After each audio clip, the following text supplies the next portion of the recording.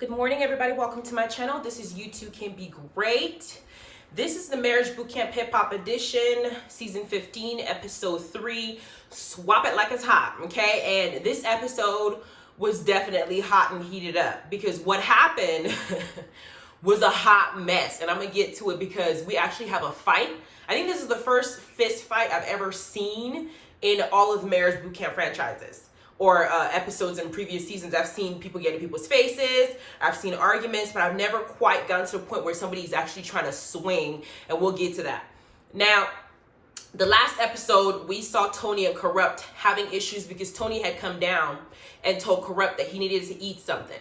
Because at that time, it had been 3 days, and he'd been drinking alcohol, and not just beer, like hard liquor. Didn't have a single food in his system, and he's a 46-year-old man that don't even care about his own body. So she got mad at him, and as a result, he slept on the couch. So we're now in this morning watching his body break down. He may look younger than he is or dressed younger than he is with his saggy ass pants, but at 46 years old, your internal organs are not 20 something years old to where you can be down in alcohol for 3 days with no sustenance in your body and think that you won't have any repercussions. Or he does know that he has repercussions, but his addiction is so powerful that he's willing to risk his health. Now here's Tony observing the results of what she knew was going to happen. And for me, I couldn't be in Tony's shoes. Child, I couldn't be at 46 years old taking care of a grown man. I'm not here to be your nurse. And if you don't care about your health, it's going to be very hard for me to care about it too, especially when I've only been with you for 4 years. I think they've only been together for 4 years? It's not like they've had 20 something years of time in. It's more so that she's holding on to him because she's trying to fix him when he doesn't want to be fixed. Because here come Dr. Ish in the room with a medic talking about this is the first signs of alcohol poisoning because his stomach's hurting. It's just alcohol. No food. As skinny as he is, you don't have any meat on your bones. You need food, so they have to take him to the hospital. On the other end of the house, we got Hazel and Devon. Hazel's delusional ass. This is why I said that Hazel always makes enemies. Because Hazel thinks too highly of herself and needs some humble pie. Last review I did, somebody went up there and was able to check to see exactly how much money that Hazel makes. And I heard it was only $400K. That's her net worth. 400,000K. That's it. Compared to other people who've made millions over the years, she's only at 400,000 in net worth, and she's out here feeling herself with all the botched jobs that she's had done on her body. I'm sorry, her physical appearance, what she did, it does not look right. She has a big lopsided booty on the back, and then she has a misshapen, her front is kind of heavier. It comes out a little bit more than the back, and it just doesn't look quite like it fit. The way she looked in Love and Hip Hop in the first season when Tia Marie and Ray J were going through it, when Princess has made her first debut, she was beautiful when she was doing that with Bird. All the work that she's had done from head to toe, it's not appealing. But now it's boosted her head up even more, thinking that everybody in the house is jealous of her. She said that when Shonda and her got into it in the first episode, that it was Shonda's fault because it's jealousy. No, you looked at her, from what I recall, and said, you. As if you're talking to one of your children. You started that. They walked in, they had a history with you, but they weren't willing to approach it because it's not about you. You're picking fights with people, and then when they retaliate, you say it's their fault. You marched your happy ass over to Vado and inserted yourself in their relationship by causing a fight between the both of them and saying that it's Tahiri's fault. You were checking Tahiri for pulling out, showing her breasts in front of all the men. But what we find out in this episode is you didn't spread it low and spread it wide and drop it like it's hot on somebody else's husband. You're a hypocrite. You're a walking hypocrite. But Devon, being 25 years old, sides with everything that 35-year-old Hazel goes with. He'll just be like, yeah, He'll just say yes to everything because he's completely smitten with her. He's in love. He's a young dude. And when they're in love, that's all they see. They make dumbass decisions. And right now, that's where he sees her. So he's not able to critically observe the situation and realize that the girl he's with is feeling herself too much. Because here, the next challenge that we get is they're supposed to now choreograph a dance, and they had this beautiful dancer come out. Her legs were going every which way. The moves she was doing, I was looking at her like, child, can you teach me? Because I tried it with my legs, trying to put my leg up here. I had to use something to prop it up because they weren't even going to stay up. So she was doing all this extra stuff, and they're going to now choreograph a dance, and they're supposed to perform it. And they split the couples. They had Shonda paired with Medina. they had Hazel paired with Willie, which I think was strategic considering that Shonda and Willie and Hazel don't like each other. Why would you pair her arch nemesis on the show with her husband? And Hazel always does the most. Then they paired Phaedra with Vado, and they paired Tahiri with Devon, knowing that Tahiri had an issue with Hazel. So they paired, like they switched it up that way, and I kind of knew it was going to, because they wanted to set up a messy situation. But before the choreographing starts, Hazel is on the confessional warning Devon to make sure that he doesn't embarrass her. But when the actual training starts, Hazel bent over, Willie standing there looking at her booty, just bent over. She did everything, spin, all the stuff that she was doing. She did everything but jump his bone. And I was looking at Willie because Shonda was getting very uncomfortable. Like this, I'm over here playing it smooth because I'm with somebody else's man. We are not boyfriend and girlfriend like you and Devon are. That is my husband. We've been married for over 15 years. And you're over here bending over in front of him. I can't be married to Willie. I can't, because I know that if it was my man and I'm over here watching him and some girl was doing that, he needs to know in his head to be just like me. Go ahead and mistakenly shove her ass in the pool and say it was an accident, because you're not about to sit up there and embarrass me like that. And Shonda tried to keep her cool because they're all rehearsing, and she tried to take it and take it and take it. But Hazel was going overboard. Hell, even Dr. Ish and Judge Lynn told her, said, yo, she's doing the most. But Devon is over here talking about, I don't want nobody to touch my girl. Your girl is out there throwing herself to another man.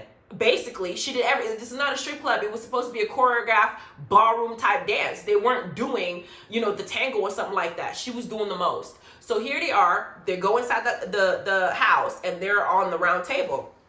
Shonda's talking to them and saying basically how much disrespectful Hazel was being. Basically saying she was doing too much, or she was doing the most.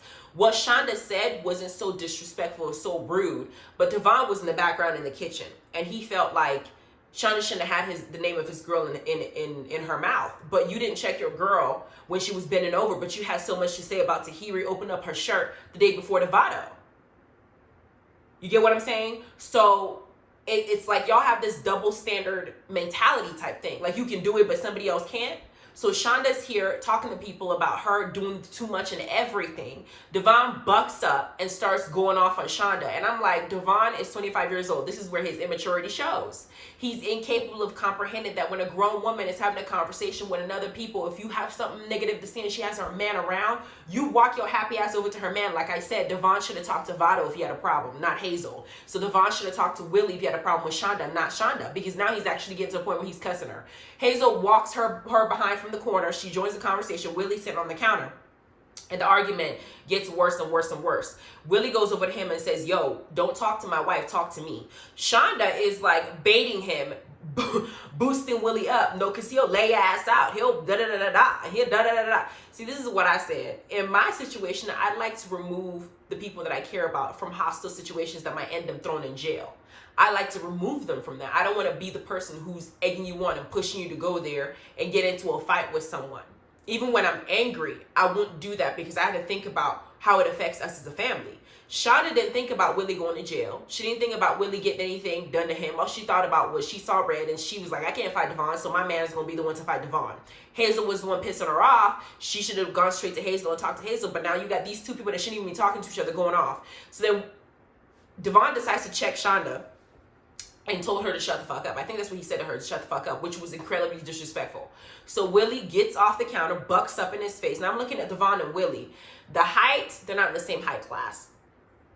Weight-wise, it seems like Willie is in a higher weight class than Devon.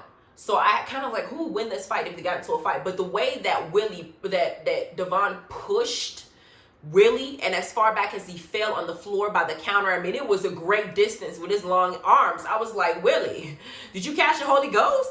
Because the wind from that push is almost like you're playing tackle football. Willie got himself up. I think he was still in shock. He must have like had a whiplash or something. He got up and he now tried to attack Devon back because Devon is walking, literally like walked up slow to him, and they're just basically hugging each other, bumping heads.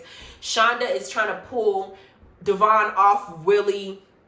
Hazel's in the back screaming, get out of it, get out of it. Because truth be told, I don't get into fights when two grown men are fighting. I would not be between that situation. It's not happening. That sausage is not something I need to be around, because y'all might mess around and kill me in the process. So I don't need to be in a fight.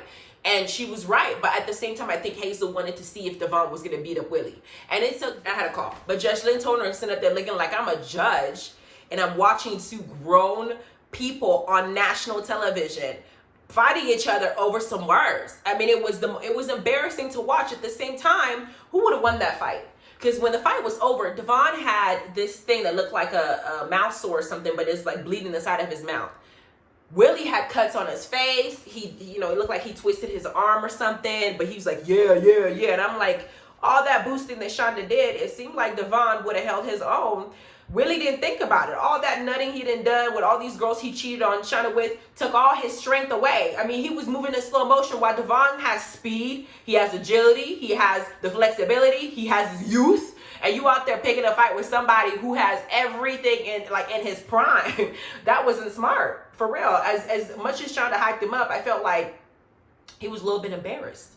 For real. Like, I don't think that if I hype my man up to get into a fight, because I've seen my man get into a fight, and there are certain situations that I feel are okay for physical altercations to occur. And the one that he was in, that I saw him in, was when his sister's soon-to-be ex-husband put his hand on her. And she, being a woman, they may have physical altercations before, but he's now witnessed it, and he's not about to allow that to keep going. And so he was able to beat the hell out of the guy for putting his hands on his sister, and in that situation, that was warranted. But for just to be some petty situation, it was not worth it, okay? Now, they didn't get to do their dances.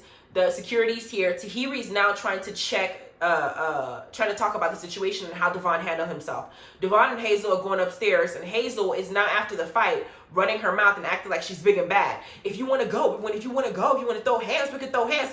Girl, Shonda was in your face, going off at your man. That was your time to swing if you felt like it was necessary. But now that you're not in her presence, you're upstairs hyping your man up and talking about a fight. I don't think that if Shonda and Hazel fought, that Hazel would win. I think that if Devon and Willie fought, Devon has a chance of winning. But I don't think Hazel would win, because I've seen Hazel in several Love and Hip Hop shows, and she didn't do nothing. Trying to pick a fight with, what's her name? Brooke. And Brooke's strength, the way she moved that table, Hazel was going to get it. Then Masika dragged her all the way off the stage. She can't fight. Sierra Marie was like, if you want to go, let's go. She was running her mouth by the moving truck. She didn't really swing. So for me, Hazel is not a fighter. She just runs her mouth and talks too much. You don't want the smoke. What smoke, girl? There ain't no smoke coming from you. So they go downstairs, and Devon says hello to everybody. And Tahiri takes it upon herself to let Devon know that the way that he handled himself was not right, because everybody in that house have talked about everybody. They've said stuff. She had to deal with the whole bra situation day before. Phaedra's had her own comments. Everybody has had something to say. It's a house where our business is put out there. We're all going to have an opinion. You don't have a right to go and put your hands on somebody because people have a difference of opinion than you. He's like, well, keep my girl's name out your mouth. No, your girl has had everybody's name and everybody's business in her mouth and on her Twitter feed. So everybody can have a comment about her. Get over it. But in Hazel's mind, it's jealousy. Oh, they're just so jealous of me. I'm so jealous. Somebody needs to shove a humble pie down her throat, for one. Then Dr. Ish decides to join and talk to him about putting hands on people, saying that if y'all gonna do that, y'all can be on the show. Corrupt and Tony come back from the hospital. He's supposed to be there. He left early because he didn't want to stay. And we got them on the balcony having an argument. And I felt like Tony is an enabler, because she's talking to Corrupt and she's bearing her soul. Talking about how you have kids. We find out that Corrupt has 5 children and 3 grandchildren. He's a grandfather, not just a father, okay? And he's, he's supposed to be there for them. Instead, she's talking to him like a child. You don't want to be there for your family. You're drinking too much. And then she says, you promised me you won't do something, i.e. I won't drink. Somebody who has an addiction, they lie all the time. I don't know why you think that he would have kept that promise. He's addicted to something. He may be compensating for something, or he may be trying to, people who drink for 3 days at a time with no food, there's something they don't want to think about, or something that they don't want to be, they don't want to be present mentally. Okay, they just don't. For him to be drinking as much as he is at 46 years old, he won't learn his lesson unless he has a stroke. I had an uncle who kept drinking at 40-something years old, having wild parties, acting like he's 20-something. My father kept warning him, saying, stop. You're doing too much. You got all these young girls coming into your house and enjoying your liquor, but you're not 20-something years old. Boom, he has a stroke. Now he doesn't touch a single alcohol, but now his body it doesn't perform the way that it was performing. I mean, it was broken down.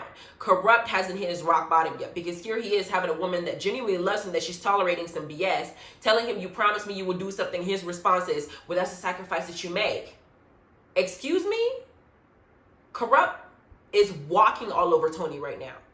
And she's taking it. All that big bad, I don't give a fuck, and you know what, screw you, you're the asshole, shut the fuck. All that is a front. All that is a front. She ain't gonna go nowhere. And he knows she's not gonna go nowhere. So he's dogging her out and talking to her crazy while she's caring about him, because he's not ready to quit. He's an addict. He's gonna say whatever he wants to say to get what he wants. Until he's hit rock bottom, he's not gonna stop. So that's their little competition that they have. Not even participating in what's going on right now. They're literally having their own private show because of what he's doing. Then we come down. Judge Lynn Toller decides to talk to everybody about what happened because they didn't get to perform. Speaking of which, I saw Medina and his dance moves when he was paired up with, who was he paired up with? Medina was paired up with Shonda, and he had no hip action. He had no rhythm. I felt bad for Phaedra, because I feel like Phaedra will corrupt him. I feel like Phaedra will mess him up. He might need to go back to church and repent when she touches him, because I'm watching, he seems so tame. Like really tame, too tame for her. Because Phaedra is a firecracker. I don't know how he's going to be able to handle that girl. But Judge Latola comes and she wants to talk to him about, what they did. And she says something that I concurred with. And I want y'all to hear me clearly. She brings in the prison system. And she says that in this country, they do everything they can to take advantage of us and our temper. African Americans, or Africans in general, black folk in general, we have a very strong demeanor about ourselves because we have harsher life experiences because of how the system is designed. I'm going to talk about how the system is designed in my next video, because I'm going to talk about the whole Nick Cannon situation, right? But she brings up the prison system and she talks about how they take advantage of it because they're looking to profit off of us being behind closed doors. So they have all of the crimes that we're more prone to do, like hitting somebody, get into a fight, gang violence, shooting over some, robbery, those type of things that people do when they're in extreme poverty. And they take advantage of it. And then all the white collar crimes, they, give you a slap on the wrist. Hell, you can even lie to the FBI now and get off. That's basically what it seems like at this point, but only specific people can do it. It doesn't, people that look like us can't do it, right? She brings it up and she talks about how you hear all these black folks like, take me to jail. I'll just go to jail and spend time in jail for one day. I'm cool with it and da-da-da-da-da. And we had this video circulating where, I think it was, I don't know if y'all saw it. It was a black woman with her baby. And she was being jumped by 3 black women and a young dude. The guy jumped up trying to kick her in the face and kick the baby, got back up and kept going. And all of them are sitting there, the woman's on the floor, her baby's crying, and they're beating the hell out of her. And somebody in the corner is recording it because they think it's funny. And this is the type of behavior that they expect us to exhibit. With all these political situation and all these, the pandemic and everything going on, my Facebook has been lit. I had somebody yesterday, the mother of one of the boys I went to school with, tell me that people saying that slavery still exists in the United States is a lie. And she's an older woman, an older white woman. So I had to write her. Normally there are people that might cuss her out and call her evil and da-da-da. I told her, it will help your argument if you actually did some research to understand why people are saying what they're saying. You can't just have a strong opinion about a situation because you haven't experienced it. When thousands of people are telling you the truth, if you want to rebuttal, you need to have some background information to understand where it's coming from. Otherwise, you don't have any ground to stand on right now. So don't make generalized statements. Instead of cussing her out, I had to educate her. It's not my job to educate everybody, but that's what I felt they need to do. I had other conversations on my Facebook page where they're expecting me to be like, you need to shout da-da-da-da. I'm not going to do any of that. I'm going to speak to you in a respectful manner because I expect you to speak to me the same way. Devon being young, being on TV, wants to act like he's big and bad. You got Willie, a black man, feeding into the bait. You got Shonda going off, feeding into the bait. People's words should not affect you to that extreme. I've had somebody cyberbully me. Y'all saw the comments and put what I posted on my board. If you haven't seen it, there's one person on my page literally stalking me, running her mouth, thinking that I'm going to give her the energy that she, whatever. I secretly think that this person, who's not black, obviously, is in love with black folk and just wants any kind of attention that he or she can get behind that keyboard, whether it's negative attention or not, and I'm just not into it. So I'm not responding to any of the derogatory, disrespectful things you're saying to me because your words don't hit me. It doesn't faze me at all. I'm not going to go out there putting my hands on you. If it was a fight between my siblings, okay, cool. It happens. Y'all are siblings. But I try to use my words most of the time. In this case, Judge was right. They do take advantage of us. They take advantage of our ability not to be able to control ourselves in certain situations. Sometimes it's better to walk away. I've had several situations where people are baiting me to go and destroy their lives and rearrange their face and just break them down 2 feet. Because by the time I'm done, if I really put my hands on you for real, somebody's just not going to make it. You understand what I'm saying? So I'd rather not put myself in that frame of mind. So I'd rather just walk away. And sometimes we don't do that. And cops come, they take us to jail. We got a record. And then we just got a string of things that just mess up our lives and prevent us to progress as a group of people. And they see us as people who's aggressive. I had somebody in my comment in the Basketball Wives when I was doing that review talking about, you're just like OG, you're aggressive too. I didn't even respond. I was like, bye ma'am. That stereotype, you need to go. I am a strong woman. I'm born that way. You can't tell me stupid things and I'll just swallow it and walk, and just take it and I don't operate in that mindset. But if I have to articulate myself with passion, I will articulate myself with passion. You interpret it as aggression because you just can't do the same thing. That's your own prerogative. Go figure out how you can get to where I'm at and stop looking at what it is about me that you feel is flawed. Look in the mirror and worry about yourself. That's how I feel. But Judge was very accurate, and that was facts that she put out there.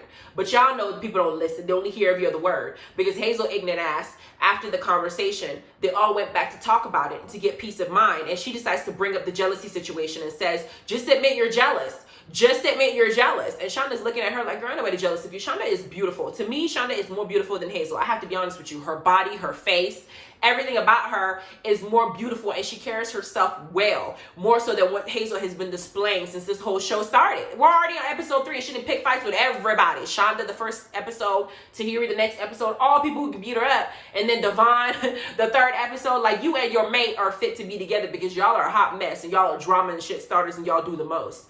But here they are, arguing again. Phaedra's like, here we go again, because I wouldn't be interacting with people in this way. I'm just too play for that. Then we got to hear Hazel really I feel like Hazel is going after Shonda because of what she put online. She said that dark-skinned people keep being jealous of her and going after her because she's light-skinned and they can't even pass the brown paper bag test. That's what she said. Shonda is a dark-skinned person, and Shonda to me is more beautiful than Hazel. Hazel knows that, and I feel like Hazel wants Shonda's approval of her. And so she's yelling at her about, oh, you're just jealous of me. You're just jealous of me. Because she really convinced herself that that's what dark people are when they're around her, is that they're jealous of her. She wants Shonda's approval because she didn't have that same energy that she has with Shonda with Tahiri when Tahiri was talking about her and her fat ass. She did not have that same energy with Tahiri because Tahiri is not dark skinned. She can't use the jealousy situation with Tahiri. Tahiri is also very beautiful. With Shonda, she's using that colorism mentality and trying to subject her to her own personal insecurities that she herself is feeling and projecting it onto her. And Shonda's not buying it. I'm not jealous of you. I would never be jealous of you. My melanin is popping. Figure out what it is and what other surgery you can get to make yourself feel better. They can't fix your mind, they can't fix your soul. But that's what happened this episode. Anyway, please like, subscribe, notification bell. Thank you guys so much for watching. I hope you guys enjoyed the review. That is what I got on this episode. I'm going to talk about the Nick Cannon situation on my next video, and I'm going to give you guys a lot of information that some of y'all might actually not know, or you already know. I don't know. But what's happening right now, because he posted something on Instagram that was very concerning. And most people may not want to pick up this story because they're worried that maybe if you say the wrong thing, those powers that be on this earth may kind of blackball you or screw your career over. But I'm choosing to talk about it because I feel like there's certain things that we need to clarify. So hopefully you guys check out that video later on today. You guys have a wonderful day. Love you. Bye.